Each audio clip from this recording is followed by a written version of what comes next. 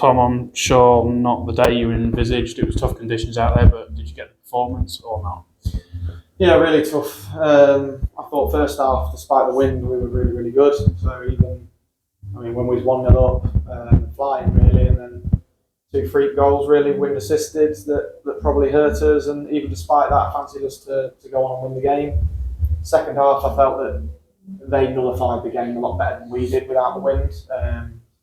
So they obviously wasted a lot of time and all that sort of stuff, and really good game management. And we added 5 minutes on at the end, so they did really well. You actually started really well, I thought, in that first 20 minutes and got the lead. So the manner in which you've conceded those two must be really frustrating.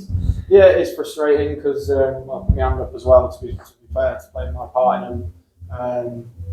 To start really as well as we did, obviously Lenny with a goal, and then 2 or 3 good chances. Obviously we hit the bar and stuff like that as well. So we put ourselves in a really good foot and felt really positive. To concede 2 just a long punts, first bouncing on the 18-yard line, the next one bouncing 6 yards, 7 yard out. I think obviously I've got to do better, and I'm frustrated for the lads because I think I can help them a lot more with that. Second half looked quite frustrating in terms of the conditions, and probably struggled to create as many chances as you maybe would have liked to have done at 2-1 down. Yeah, I think if you play them on the 4G that we played on last week, it was superb. I think in the wind, it was really tough. I think we look at the pitch. I think you look at our results of late since we've had 110 games on our pitch, or whatever ridiculous it is. I think we've won 1 out of the last 6, and that's ultimately killed any playoff hopes we have. But it's great that we have so many teams play on it, and that we have so much positivity around the group and all these clubs that are growing around us. So it's nice. For me, it can be a little bit frustrating because I think on a nicer pitch, our football comes through a bit more. And when we did get the ball down and play, I thought we were really, really good. I'm sure you've had a bit of a debrief in there afterwards, but I suppose the ultimate frustration will come that Skegness dropped points today and you've been right in the race with a win this afternoon. Yeah. Frustrating again. It's been a bit frustrating all season, to be honest. I think it shows that we struggle to win ugly. So if conditions aren't in our favour, if the pitch is in our favour, we struggle. Simple as that. We're a little bit of a fair weather team. When things are on top, we win games. No doubt about it. We can go deep. We can be fantastic, and we can blow people out of the water. But when there's a bit of grit and desire, we take them to tend to roll over.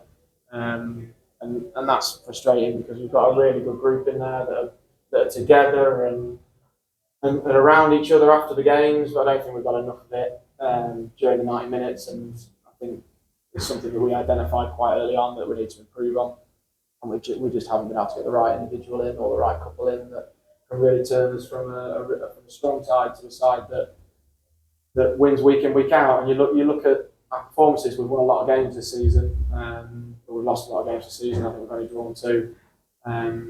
You look at your sides, like you mentioned, Skegness. For me, I think we're better than Skeg, but they're in the playoffs because they've drawn a lot of games, and that's been we've won more games than them, but they're in the playoffs and we're not. Because then they're able to grind out and get results and pick up points throughout the season, and credit to them because that is obviously part and parcel of the game. We've mentioned out there about the inconsistencies, and that result kind of sums up the frustrations you've had all season. We've kind of touched upon it there already. Yeah, I'm not enjoying this year, to be totally honest with you. It's been tough. It's been frustrating with the levels that I know we can get to, and probably I reflect on myself on that. So speaking to Nate, we've said it a few times, if we felt like we've got absolutely everything out of that group and we finished a place or 2 places to go to the playoffs, then fair enough. But I don't think we have. I think we've got ability to go beat a lot of teams, and it's down to that consistency and sometimes individual errors that hurt us, and we can't do, obviously, from a management standpoint, that's difficult to manage. Looking on a more positive note, you can still guarantee a 6th place finish with a win against Belper next week, which I suppose when you look at it on the back of a 5th place finish last season is still quite good for a club like Sleaford who have traditionally struggled in this league. Yeah, I can agree with you. I completely appreciate your positivity, mate, because you know me, sometimes I get a bit down in the dumps, but Sleaford Town is a massive club. It's important to me. I know what you're saying about, well, before we came, I think 7th was the highest this club had ever finished in the UCL. We got 5th. It'd be nice to secure 6th. It's not necessarily the history we wanted, but it's one to tick off that we are still going the right way, even though it's maybe one step backwards. I think when we came in the relegation side, I think to expect to go, let's go fifth, let's go fourth, let's go third, let's go win it, whatever, I think is probably unrealistic. And the players we lost, maybe it is a little bit more, a bit of solidarity and securing them sort of areas where we are maybe the fifth best team in the league or whatever it may be. And then you can go and push on again as we continue to get around each other and continue to learn the league and continue to breed these young lads through. And continue to identify our weaknesses really and where we can improve. And we've definitely identified, we know our weaknesses, we know what we're good at, which is a lot. We're a very effective side at times, but we know where we need to improve, and that's something we can address, I think, personnel. I think that will also be addressed with some of the younger boys who I'm not thinking about in particular. I think they've been good all season in spells, and all of them have done really well, but they'll learn a lot from this season.